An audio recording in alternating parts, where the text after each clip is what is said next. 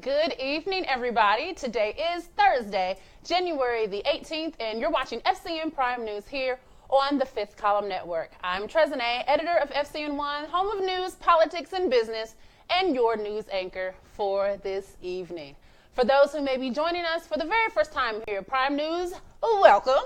Here at FCN Prime News, we aim to bring you your news from a perspective that matters most to you. No narratives, no fake news, just the facts and all the facts. Tonight will be no different as I cover crime, as well as current events and some international news, which will include tonight the graphic details about the 13 kids held hostage by their own parents in California, a follow-up to the H&M and Aziz Ansari stories, as well as a new migration trend among Black Americans to find financial security, safety, and first-class citizenship. So, you definitely want to stay tuned into tonight's episode. But first, FCN Thursdays are back. We're talking back-to-back programming tonight. Following tonight's airing of Prime News will be Jayco and the Reggie Mathis with True Baller Thursday. They'll be giving you a breakdown of all the NBA player beef that's going on. And immediately following that will be at the return of Miss Starla K. Mathis, Creative Life Mom and Wife. She's back as host of the Scandal pregame show. She's got 3 guests with her tonight, including fan favorite Gabby G, to help you wind down this Thursday. With that said, everybody go ahead and scroll down to that comments and hit the share button that's appeared on this broadcast to invite your friends and your followers to follow the Fifth Column Network so they can see all the programming we're airing tonight and the rest of the week. There's something for everyone here and a conversation for everybody to jump in. With that said, for all of my crime and law junkies out there, let's get into our news for this Thursday. In Pennsylvania, a U.S. Marshal was killed and at least 2 other officials were wounded this morning when gunfire erupted during the service of a warrant. One of the officers who was wounded returned fire and critically injured the gunman. The U.S. Marshal was taken to the hospital where he eventually died. The other officers are listed in critical condition at this time. The identity of the gunman? Well, that's yet to be revealed, which we all mean said gunman was a white man. Nothing else to be said there. In California, 13 children have been found held captive by their own parents. And at a press conference today, prosecutors have revealed the gruesome, disturbing details. Earlier this week, as you guys may know, the parents, David Allen Turpin, age 57, and Louise Anna Turpin, age 49, were jailed on a $9 million bail each after police discovered that their children were emaciated, shackled to beds in chains and padlocks in a dark, foul-smelling surroundings. Authorities said that they were alerted after a 17-year-old escaped by climbing out of a window and calling 911 from a deactivated cell phone she found in the house. Prosecutors say the teen had been plotting the escape with her siblings for 2 years. Ponder that. The children were subject to repeated beatings, including strangulation, and were punished by being chained up, often for weeks or months at a time. The victims weren't even released from their chains to be able to go to the bathroom and were only allowed to shower once a year. According to prosecutors, while all 13 children were indeed the biological children of the couple, only 6 of them were actually minors. The other 7 were legit adults, ranging from ages 18 to 29. Officers mistakenly believed that they were all minors because when the 17-year-old who escaped, she looked about 10 years old. The 29-year-old woman only weighed 82 pounds, and the 12-year-old had the weight of a 7-year-old. The 6 minor children ranged from ages 17 down to 2. Prosecutors stated that the family slept all day and only came out at night. And this is corroborated by what neighbors have reported to the police, as they referred to the children as vampires, as they were so emaciated and only came out at nighttime. So let me get this right. The neighbors been noticing this, yet it took one of these kids to escape for their life for the authorities to be notified. My friends, that is what we call white privilege. Because if Black and brown people, listen, we have had the cops called on us in our own neighborhoods, on our own property for much less. All of the children have been hospitalized. The couple appeared in court today and were formally charged with 12 counts of torture, along with 7 counts of abuse of a dependent adult, 6 counts of child abuse or neglect, and 12 counts of false imprisonment. The father was also charged with a lewd act on a child by force or fear of duress. If convicted on all charges, the couple faces up to 94 years to life in prison. The prosecutors have requested a bail increase to $13 million. In social media news, another racist has been exposed and dragged for using her private accounts to say what she really feels. In a racist rant, the Alabama sorority sister basically defends her use of the N-word because, well, she's from Jersey. Her name is Harley Barber. She made remarks on her Finstagram account, which is a secondary Instagram profile some users create with the intent of keeping posts a secret. A Twitter user, however, recorded Barber's video in which Barber says, well, you listen to it. Let's roll this first video. With the poor people going on, and we do not waste water. We don't waste water because the people in Syria, I love how I act like black people. I love how I act like I love black people because I fucking hate niggers. So, that's really interesting. I fucking hate niggers, but I just saved the fucking niggers by shutting that water off. So, jump on it, jump on this, jump on this, jump on this, jump on... That's like, I'm gonna probably jump on your man with my fucking woo. In Syria with the... Did we hear her right? Did she say, I love how I act like I love black people, but I really effing hate niggas? Yes, she did. And after getting put on blast, she got mad. She posted a second video, not expressing remorse. No. She makes sure to let us know that she can do and say what she wants. Take a listen to this second video. Sorority. I've wanted to be an Alpha Phi since I was fucking in high school, and nobody fucking understands how much I love Alpha Phi. And now someone wants to stake my Finsta because I said nigger. You know what? Nigger. No, I don't care if it's Martin Luther King Day. Nigger. I'm in the South now, bitch. So everyone can fuck off. I'm from New Jersey. So I can say nigger as much as I want. Nigger. And if anyone else wants to fucking snake me on my fucking Finsta for saying nigger, I'm in a fur vest. I want you to buy my fucking fur vest. Cause fuck you. Go to Neiman Marcus and buy my fucking fur vest. Cause fuck you. If you fucking snake me to my fucking sorority, that means fucking everything to me. Because fuck you. Fuck you. Fuck you. I would literally take a... Well, her beloved sorority issued a statement that it doesn't support her views or her conduct and has expelled her from its membership. The university she was attending, the University of Alabama, has called the remarks ignorant and disturbing, and it has publicly said it doesn't support her statements or views either, and 2, expelled her from the university. Her social media accounts appear to have been deleted since then, but Barber has issued an apology, but I'm not playing that because we all know what that apology is for. It isn't for saying nigga 9 times. While caping for the sorority, you have now lost. Shout out to the public relations professionals who can get corporations to move much more swiftly to hold folks accountable for their bad behavior. One day, maybe the law will catch up. It won't. Speaking of PR efforts of corporations, Amazon announced today that it has reduced the list of possible locations for its second headquarters to 20 cities.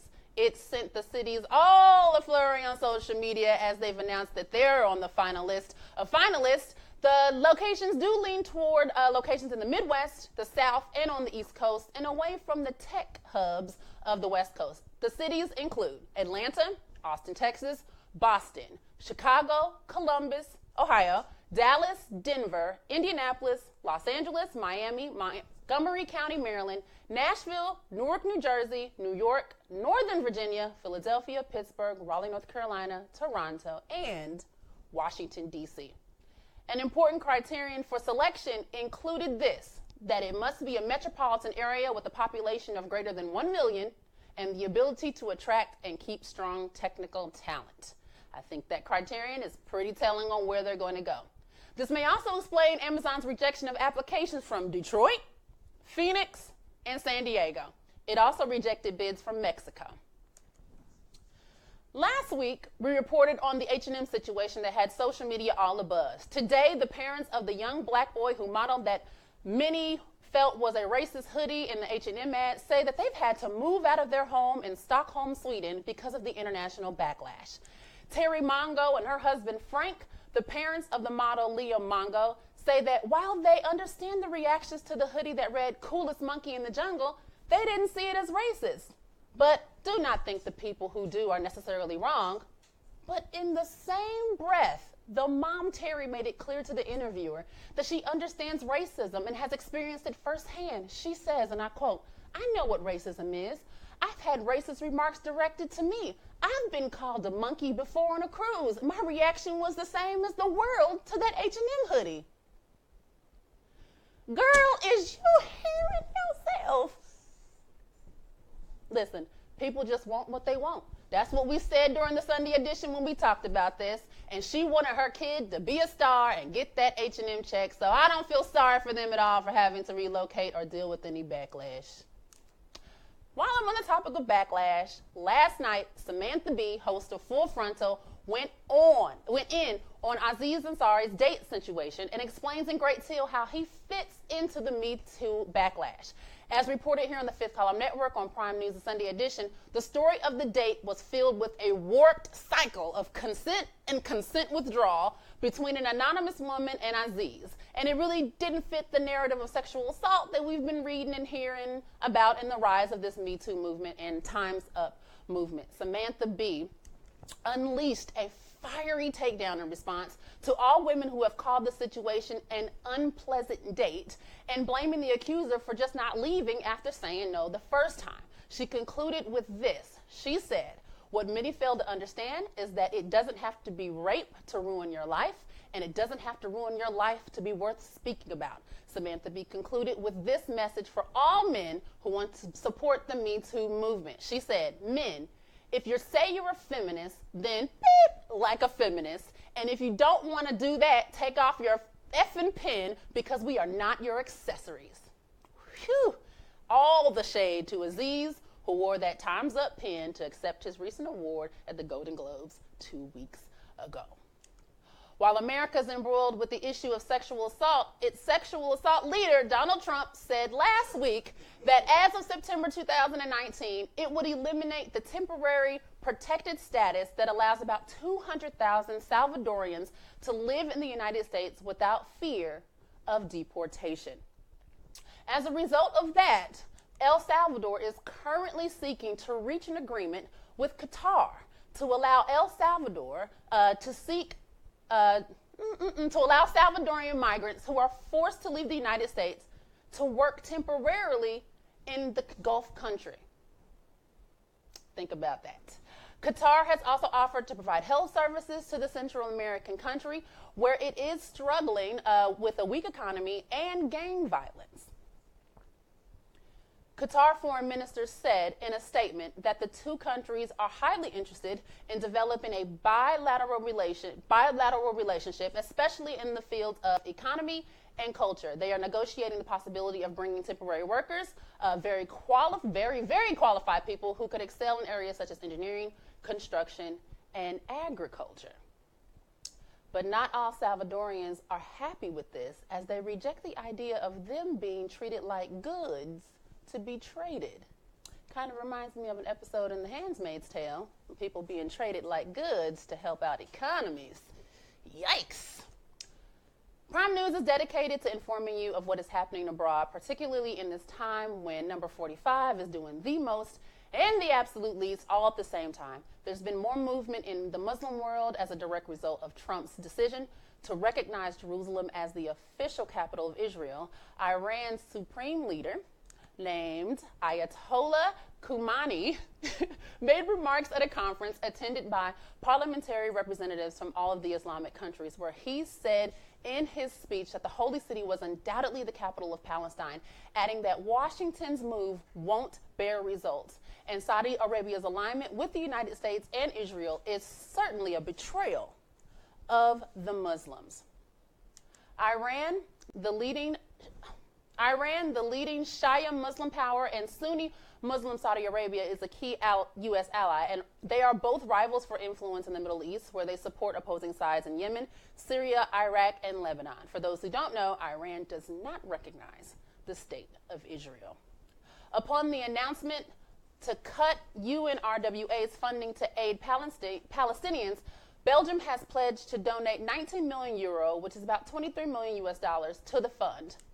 In a statement by officials, Brussels will allocate the funds over a period of 3 years, with the first annual payment being dispersed immediately, considering the financial difficulties that the UNRWA currently faces. The Belgian government has stepped up in response to the urgent call for help by the Commissioner General of the UNRWA, as many Palestinian refugees, which are primarily children, principally rely on this financial aid.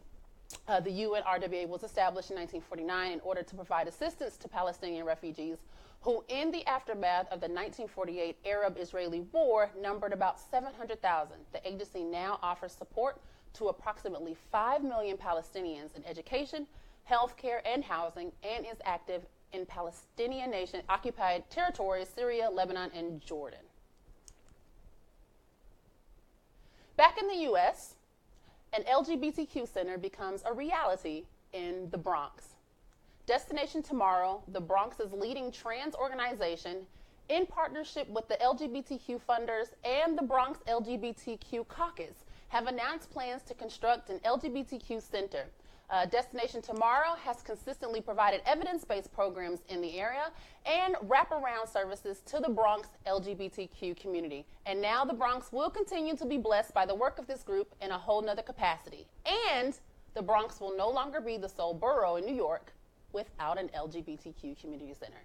The center will expand Destination Tomorrow's mission to serve the entire borough by providing holistic services in the area of health and human services, as well as wraparound programs to address workforce development, bullying, educational and vocational training, arts and cultural equity, housing and economic development, as well as capacity building.